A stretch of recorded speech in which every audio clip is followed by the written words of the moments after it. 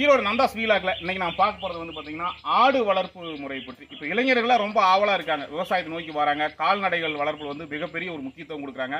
இந்த வீடியோ பாத்தீங்கன்னா அதாவது ஆடு வெள்ளாடுன்னு சொல்லுவாங்க நம்ம கொங்கு மண்டலத்துல, அதோட வளர்ப்பு முறையை தான் நம்ம இந்த வீடியோவில் பார்க்க போறோம். இப்போ வீடியோக்குள்ள போல வாங்க. வீட்டின் அருகே அழகா ஒரு பரண் அமைத்து அதில் வந்து சிறப்பான முறையில் வெள்ளாடு வளர்த்துக்கிட்டு இருக்கிறாருங்க. வீட்டுக்கு பக்கத்துலேயே பார்த்தீங்கன்னா கட்டுத்தரை இருக்குது, மாடு ஆடு எல்லாம் வளர்க்குறாங்க. கூடுதலாக வந்து கயிறு திரிக்கிறாரு, கயிறு திரிச்சுக்கிட்டு இன்னும் கூடுதலாக வந்து ஒரு வருமானத்துக்கு ஏற்பாடு பண்ணுறது விதமாக வந்து பார்த்திங்கன்னா அழகாக ஒரு பரண் அமைத்து அதில் வந்து சிறப்பான முறையில் வெள்ளாடு வளர்க்குறாரு. அந்த வெள்ளாடு வளர்ப்பு முறை தான் நாம் இன்றைக்கி பார்க்க போகிறோம். இன்றைக்கி பார்த்திங்கன்னா ஆடு வளர்ப்பில் பரண்மேல் ஆடு வளர்ப்பு முறை தான் பார்க்குறோம்.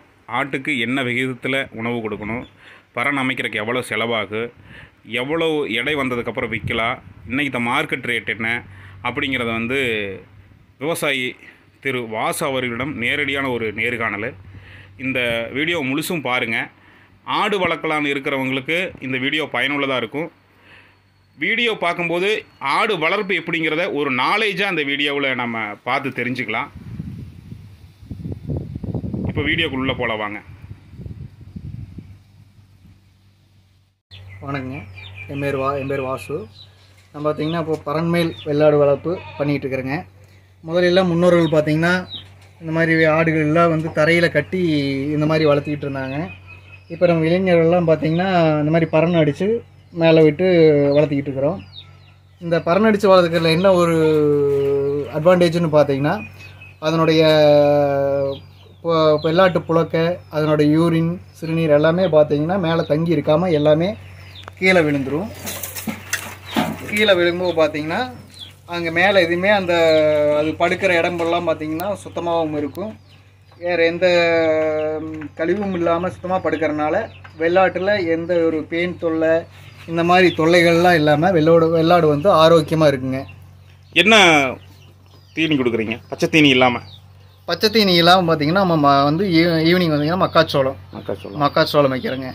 பச்சை தீனி என்னென்ன கொடுத்துட்டுருக்கிறீங்க? பச்சை தீனி வந்து நம்ம பில்லுங்க, தீவனப்பில் பார்த்தீங்கன்னா அந்த கோரகம் கொடுக்குறேங்க. சரிங்க. அப்புறம் நம்ம ஏரியாவில் அந்த மாட்டு தீனி தலைம்பாங்க, அந்த தலை வந்து நம்ம போடுறோங்க. அது பார்த்திங்கன்னா வர தீனியில் கள்ளக்குடி மெயினாக வந்து எப்போவுமே வந்து கள்ளக்குடி கொடுப்போங்க. கள்ளக்குடி கொடுத்துட்டு மறுபடியும் பார்த்திங்கன்னா நம்ம வந்து புண்ணாக்கு தண்ணி அது வந்து கம்பல்சரியாக வந்து வைப்போங்க. புண்ணாக்கு தண்ணி வைக்கிற அளவுக்கு பார்த்திங்கன்னா ஆடு வந்து அதனோட வளர்ச்சி வந்து நல்லா இருக்குங்க. புண்ணாக்கு தண்ணி வைப்போங்க. அப்புறம் இந்த வேளாங்காய், மரத்தில் இந்த வேளாங்காய் வந்து நல்ல சத்துள்ள புரதச்சத்துள்ள ஒரு பண்ணைங்க. அது வந்து ஆடு வந்து நல்லா விரும்பி சாப்பிடுங்க. இப்போ வேளாங்காய் வந்து நல்ல புரத சத்துள்ளதுங்காட்டி வேளாங்காயும் கிழுவுந்தலையும் வந்து நம்ம ஆட்டுக்கு வந்து ரெகுலராக வந்து ஒரு பார்ட் கொடுப்போங்க. இப்போ பார்த்திங்கன்னா வேளாங்காய் வந்து ஒவ்வொரு ஆட்டுக்கும் வந்து ஒரு 1/4 கிலோ வீதம் வந்து எல்லா ஆட்டுக்கும் பகிர்ந்து கொடுப்போங்க. நல்லா ஆடு வந்து நல்லா வந்து சத்துள்ளதாக புரதச்சத்துள்ள நல்லா வந்து ஆடு நல்லா வளர்ச்சி நல்லா இருக்குங்க. கிழுவுந்தலையும் பார்த்திங்கன்னா வேலியோரமெல்லாம் பார்த்திங்கன்னா கிழுவுந்தலை இருக்கும். இந்த கிழுவுந்தலையை வந்து இதே மாதிரி தீவனத்தில் ஒரு நேர பகுதி கொடுத்தோம்னா வந்து ஆடுகள் வந்து நல்ல ஒரு பராமரிப்பு வந்து நல்லா இருக்குங்க. நம்ம குட்டியாக வாங்கிட்டு வரும் பார்த்திங்கன்னா கெடாய்க்கு மட்டும் குட்டியாக வாங்கிட்டு வருவோங்க. அதெல்லாம் வந்து தாய் ஆடுகள் நம்ம குட்டியே இருக்குதுங்க. சரிங்க. தாய் ஆடு இருக்குன்னா அதுலேருந்து நம்ம குட்டி அரைக்குவோம். ஒரு ஆடு சராசரியாக இந்த ஆடு எத்தனை மாதத்துக்கு இருக்கு, எத்தனை முறை குட்டி போடுங்க? இப்போ குட்டி போட்டது வந்து ஒரு 3 மாதம் கழிச்சு தான் வந்து அடுத்தது வந்து ஆடு வந்து சினைப்ப. அப்போ வந்து 1 வருஷம் 3 மாதம், அதாவது கிட்டத்தட்ட 15 மாதத்துக்கு 2 முறைங்க. சரிங்க. சினையருக்கு 3 மாதம் ஆயிருங்க. சரிங்க. சராசரியாக ஒரு ஆடு எத்தனை குட்டி கொடுக்குங்க? சராசரி வந்து ரெண்டு குட்டிங்க. சரிங்க. ஒரு ஆடு 3 குட்டி போறதும் இருக்குங்க. சராசரி 2 குட்டிங்க. குட்டி போட்டதுலேருந்து எவ்வளோ நாளில் எத்தனை கிலோ வரும், நீங்கள் எப்படி மார்க்கெட்டிங் பண்ணுறீங்க? குட்டி போட்டதுலேருந்து பார்த்தீங்கன்னா ஒரு 6 மாதத்தில் பார்த்தீங்கன்னா ஒரு 30 கிலோவாட் வருங்க. 30 கிலோ 6 மாதத்தில் வந்து 25 to 30 கிலோ. நம்ம எந்த அளவுக்கு தீவனம் கொடுக்குறோமோ அதை பொறுத்து வந்து குட்டியோட வெயிட் வந்து இன்க்ரீஸ் ஆகுங்க. நம்ம வந்து மாதம் வந்து ஒரு 3 கிலோ சரிங்க நமக்கு வந்து இன்க்ரீஸ் ஆகிட்டே இருக்கணுங்க. அந்த அளவுக்கு தீனி கொடுக்கும்போது பார்த்தீங்கன்னா ஒரு 8 மாதங்க பார்த்தீங்கன்னா 30 கிலோ ரீச் ஆகி 30 கிலோக்கு மேலே வந்துருங்க.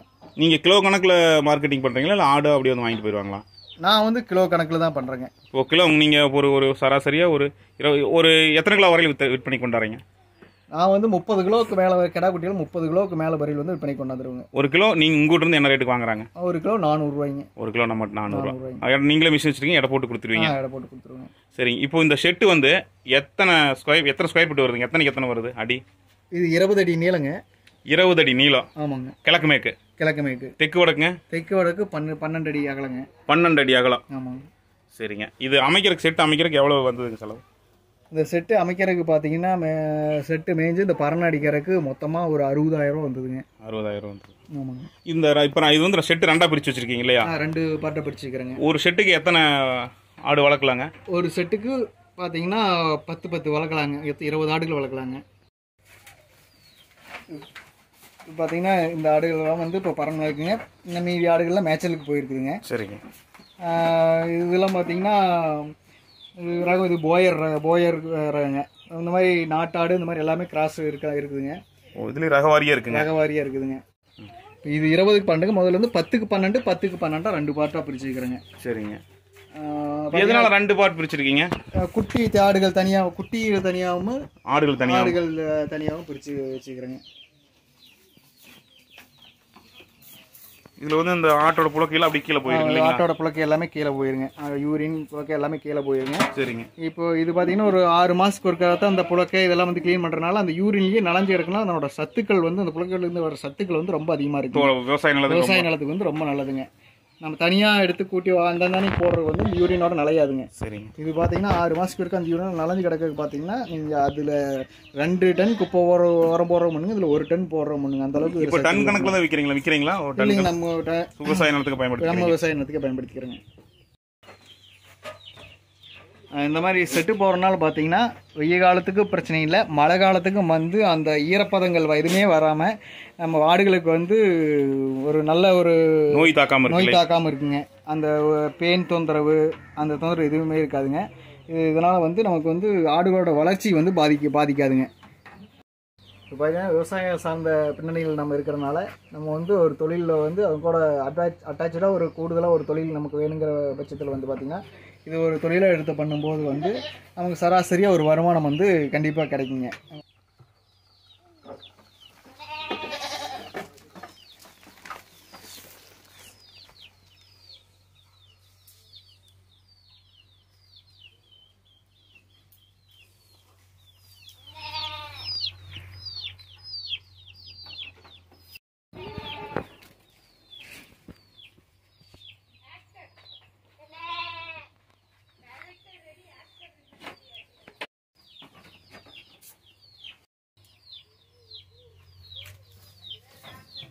இப்போ பார்த்தீங்கன்னா நம்ம ஈரோடு நந்தாஸ் விலாக்ல இது போன்ற பயனுள்ள தகவலை தொடர்ந்து பார்த்துட்டு இருக்கலாம். நம்ம சேனலை சப்ஸ்கிரைப் பண்ணுங்கள். உங்கள் நண்பர்களுக்கு வந்து வாட்ஸ்அப் மூலமாக அனுப்பிச்சு வைங்க.